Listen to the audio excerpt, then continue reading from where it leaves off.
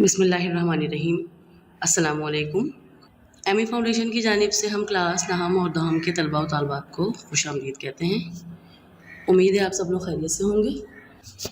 Students, آج ہم discuss کریں گے آپ کے ساتھ آپ کا اردو کا اسائنمنٹ نمبر 13۔ سبق کا نام ہے نظریہ پاکستان۔ اس اسائنمنٹ میں بھی آپ نے ترتیب وار 6 دن کا کام کرنا ہے۔ سب سے پہلے دن کا کام ہے آپ کے پاس سبق نظریہ پاکستان کی ریڈنگ کریں، کتاب کا صفحہ نمبر 39 سے 45 تک۔ دوسرے دن آپ نے کرنا ہے سبق کے مصنف کا تعارف۔ تیسرے دن آپ نے کرنا ہے مرکزی خیال یا خلاصہ۔ چوتھے دن کا کام ہے سوالات کے جوابات تحریر کریں۔ پانچویں دن آپ نے کرنا ہے جملوں کی تشریحات یا وضاحت۔ اور چھٹے اور آخری دن کا کام ہے اخبار کے مدیر کے نام خط لکھنا ہے۔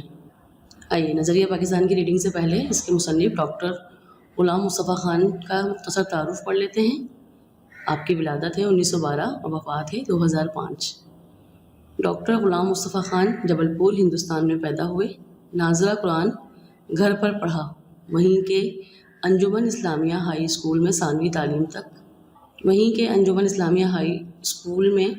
ثانوی جماعت تک تعلیم حاصل کی۔ علی گڑھ کالج سے ایم اے اور ناگپور یونیورسٹی سے پی ایچ ڈی اور ڈی لٹ کی ڈگریاں حاصل کی۔ 1937 میں پبلک سروس کمیشن پاس کر کے King Edward College Amravati Hindustan میں اردو کے استاد مقرر ہوئے۔ اس کے بعد آپ ناگپور یونیورسٹی میں صدر شعبہ اردو مقرر کیے گئے۔ 1948 میں ہجرت کر کے پاکستان آئے اور اسلامی یونیورسٹی کراچی میں اردو کے استاد مقرر ہوئے۔ بابا اردو مولوی عبدالحق نے آپ کو اردو کالج کراچی میں صدر شعبہ اردو کے طور پر تعینات کیا۔ علامہ آئی قاضی نے آپ کو حیدرآباد سندھ یونیورسٹی صدر شعبہ اردو مقرر کیا۔ ڈاکٹر صاحب ایک بڑے عالم، محقق، مصنف، ماہر لسانیات، ماہر تعلیم اور سلسلہ نقش بندیہ کے عظیم رہنما تھے۔ آپ کو اردو، ہندی، فارسی، عربی اور انگریزی زبانوں پر عبور حاصل تھا۔ آپ کی علمی اور تصنیفی خدمات کی وجہ سے پاکستان کے مختلف اداروں نے تمغے، ایوارڈ اور سپاس نامے عطا کیے۔ حکومت پاکستان نے اقبال اور قرآن کتاب لکھنے پر صدارتی ایوارڈ ستارہ امتیاز سے نوازا۔ آپ کی تحریر کردہ کتابیں پاکستان کی جامعات میں پڑھائی جاتی ہیں۔ نظریہ پاکستان۔ مسلمانوں نے ہمیشہ رواداری کو اپنا شیوا بنایا ہے، لیکن جب کفر و الحاد اپنا غلبہ حاصل کرنا چاہتا ہے تو مسلمان اس کے مقابلے کے لیے ڈٹ کر کھڑا ہو جاتا ہے۔ بادشاہ اکبر کی بیجا رواداری اور ملکی سیاست میں ہندوؤں کے عمل دخل کی وجہ سے ملک میں کافرانہ طور طریقے اس قدر رائج ہو گئے تھے کہ مسلمانوں کی آزادی خود ان کے دینی معاملات میں بھی ختم ہو گئی تھی۔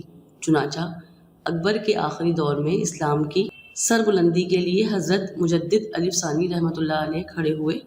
آپ نے جہانگیر کے زمانے میں محض دین کی خاطر قید و بند کی سختیاں جھیلیں اور اسلامی قدروں کو نئے سرے سے فروغ دیا۔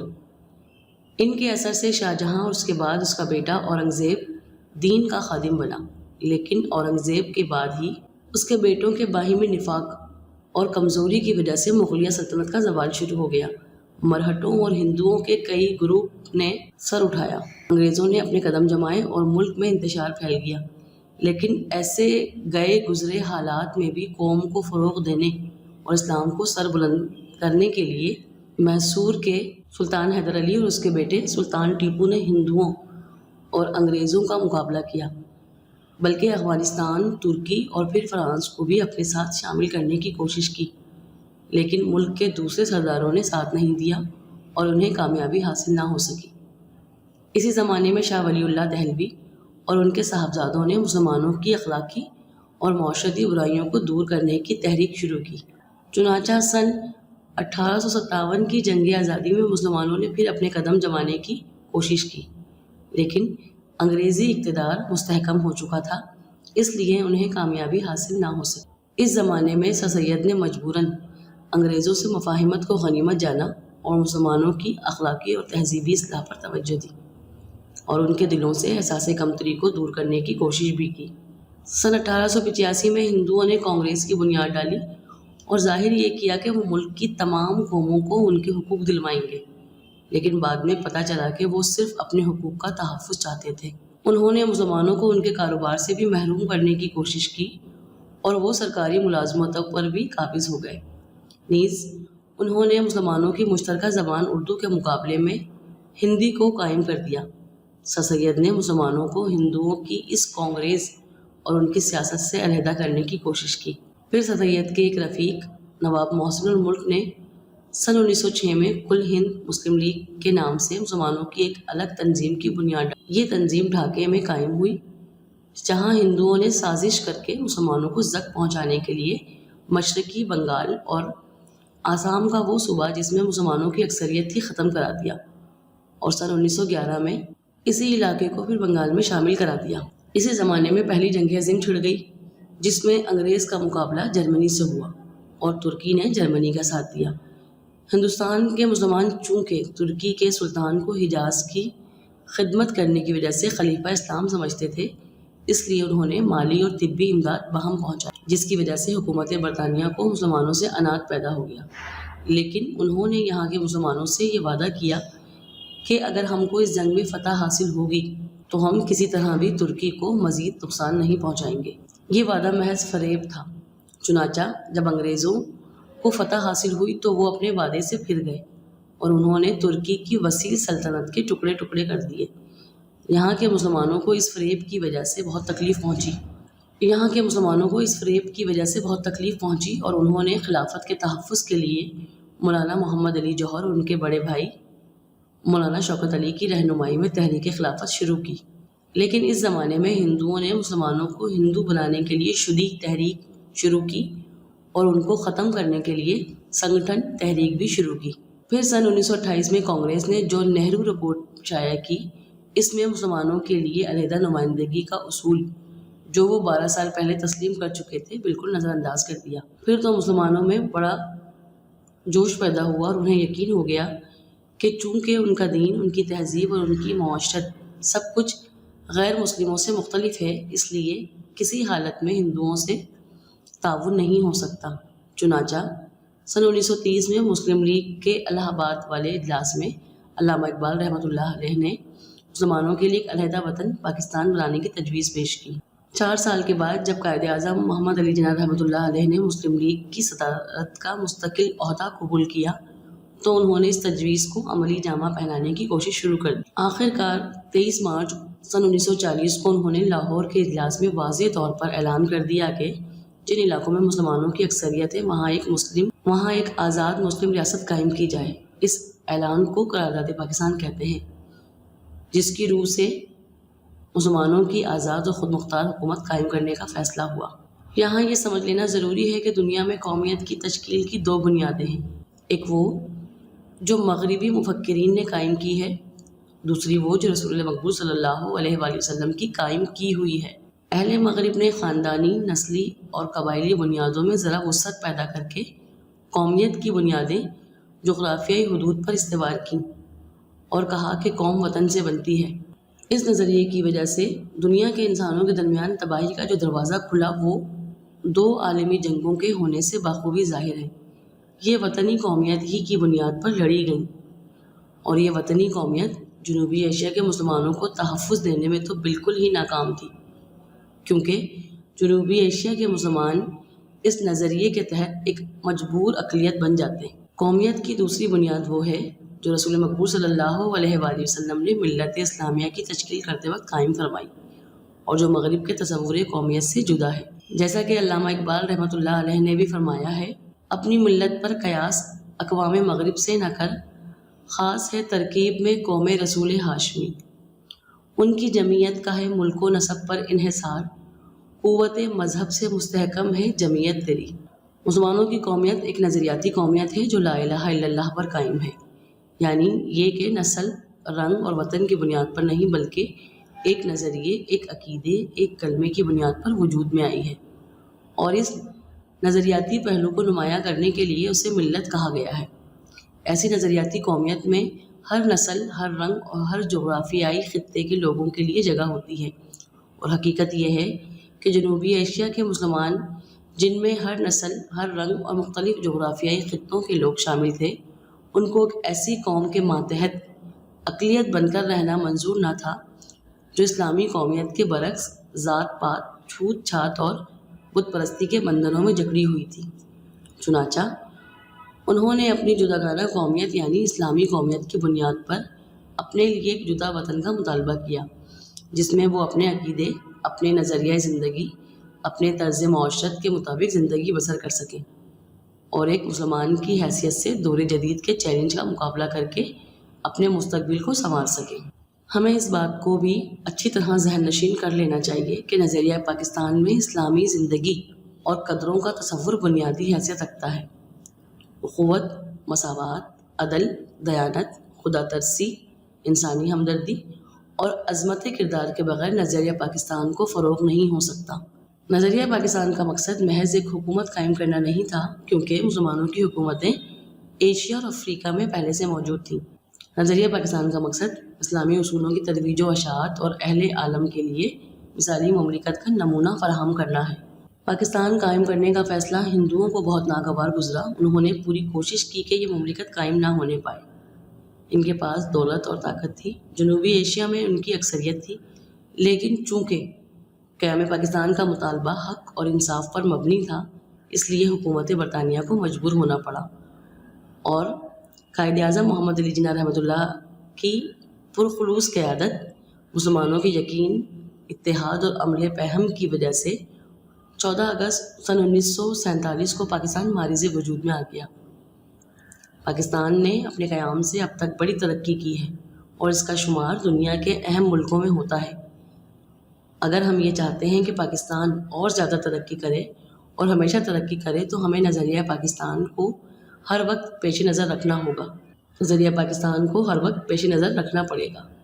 اس کی بدولت ہم پاکستان کو زیادہ مستحکم اور شاندار بنا سکتے ہیں۔ نظریہ پاکستان کا مقصد پاکستان کو ایک اسلامی اور فلاحی مملکت بنانا ہے۔ ہمیں ایسا کوئی قدم نہیں اٹھانا چاہیے جس کی وجہ سے خدا اور اس کے رسول صلی اللہ علیہ وآلہ وسلم کے سامنے شرمندہ ہونا پڑے۔ ہمارا جینا اور مرنا پاکستان کے لیے ہونا چاہیے۔ قومی مفاد کے سامنے ذاتی مفاد کو دل سے نکال دینا چاہیے۔ ہر قسم کی گروہ بندی سے بالا تر ہو کر تمام پاکستانیوں کی فلاح و بہبود کی کوشش کرنا نظریہ پاکستان کو فروغ دینا ہے۔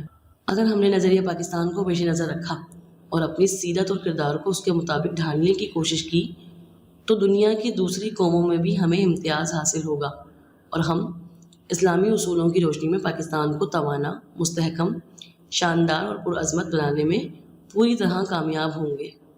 جی اسٹوڈنٹس، سبق کی ریڈنگ کے بعد اب ہم آتے ہیں آپ کے رجسٹر ورک کی طرف کہ آپ نے کس طرح جو ہے وہ اپنا اس اسائنمنٹ کو اپنے رجسٹر میں نقل کرنا ہے۔ ہمیشہ کی طرح پہلے دن کا کام ہے آپ کا سبق نظریہ پاکستان کی ریڈنگ کریں، کتاب کا صفحہ نمبر 39 سے 45 تک۔ ہم آپ کے سامنے ریڈنگ کر چکے ہیں، اب آپ نے خود سے پہلے دن ریڈنگ کرنی ہے۔ دوسرے دن کا کام ہے آپ کا سبق نظریہ پاکستان کے مصنف ڈاکٹر غلام مصطفیٰ خان کا تعارف تحریر کریں۔ یہ ایم ای کے نوٹس آپ کے سامنے موجود ہیں، آپ نے اس تعارف کو اپنے رجسٹر میں نقل کرنا ہے۔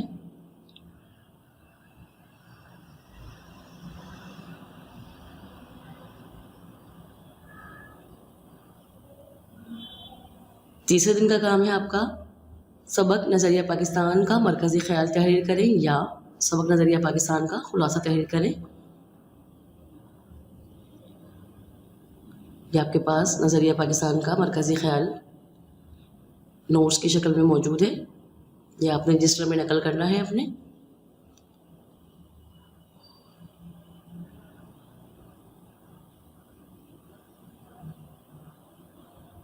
ساتھ ہی خلاصہ بھی آپ کے پاس موجود ہے، آپ نے مرکزی خیال یا خلاصہ جو ہے وہ اپنے رجسٹر میں تحریر کرنا ہے۔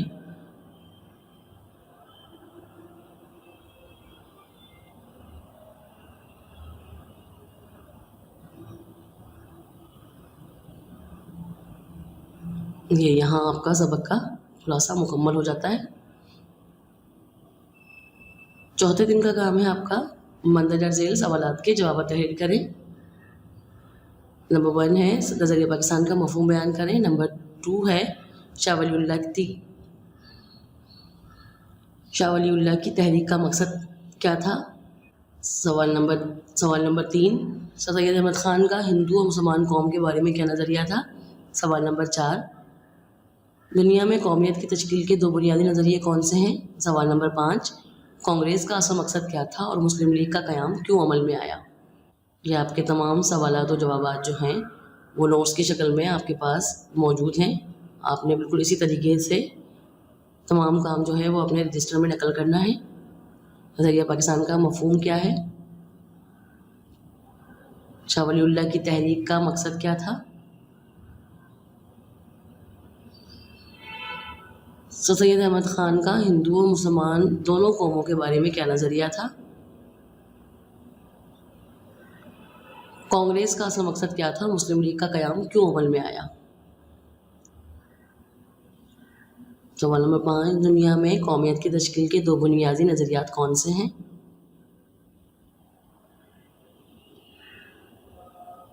مسلمانوں کی قومیت ایک نظریاتی قومیت کیوں ہے؟ یہ آپ کے سوالات کے جوابات جو ہیں وہ مکمل ہو گئے. اب آتے ہیں آپ کے 5ویں دن کے کام کی طرف. 5ویں دن کا کام ہے آپ کا مندرجہ ذیل جملوں کی تشریح یا وضاحت کرے بما تعارف مصنف کے. نمبر 1، یہ سمجھ لینا ضروری ہے کہ دنیا میں قومیت کی تشکیل کی 2 بنیادیں ہیں. نمبر 2، مسلمانوں کی قومیت ایک نظریاتی قومیت ہے جو لا الہ الا اللہ پر قائم ہے.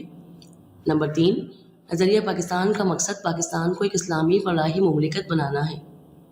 یہ جملوں کی تشریح یا وضاحت آپ کے پاس نوٹس کی شکل میں موجود ہے. یہ آپ نے اپنے رجسٹر میں نقل کرنا ہے. یہاں یہ سمجھ لینا ضروری ہے کہ دنیا میں قومیت کی تشکیل کی 2 بنیادیں ہیں. جملہ نمبر 2، مسلمانوں کی قومیت ایک نظریاتی قومیت ہے جو لا الہ الا اللہ پر قائم ہے.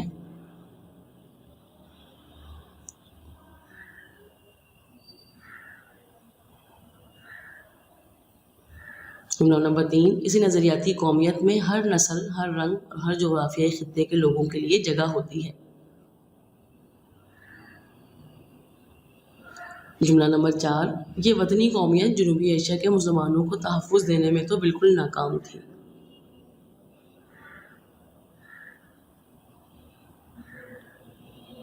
جملہ نمبر 5، نظریہ پاکستان کا مقصد پاکستان کو ایک اسلامی فلاحی مملکت بنانا ہے.